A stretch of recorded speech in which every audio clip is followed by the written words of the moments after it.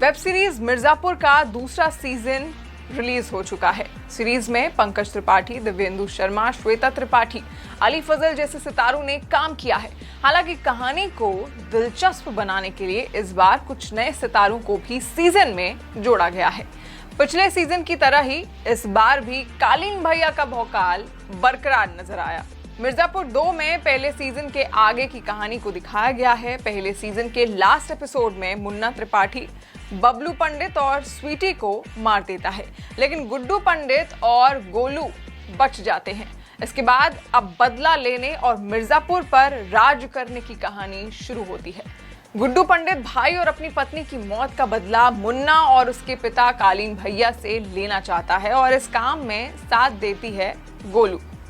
इस सीजन में शुरू के 2 एपिसोड गुड्डू पंडित और गोलू के सर्वाइवल पर हैं। दूसरे सीजन की शुरुआत से लेकर अंत तक कहानी परेशान नहीं करती है। बीच बीच में कॉमेडी, शानदार डायलॉग और सस्पेंस ने जबरदस्त तड़का लगाया है। सीरीज में जो बड़े बदलाव होते हैं वो हैं गोलू का बंदूक उठा लेना और गुड्डू भैया का लंगड़ा हो जाना। कालीन भैया की पत्नी का किरदार आगे आगे निखर कर आता है। इस बार कहानी मिर्जापुर से निकलकर लखनऊ तक पहुंचती है।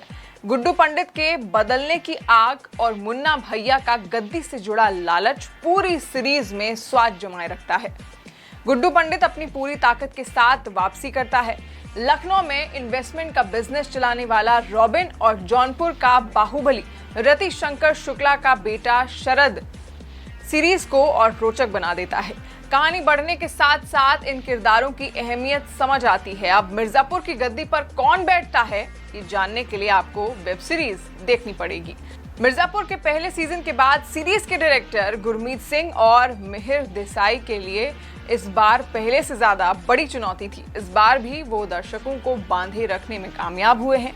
सीरीज का पहला 1 एपिसोड खत्म होने के बाद आपको इसका दूसरा एपिसोड देखने पर मजबूर कर देगा।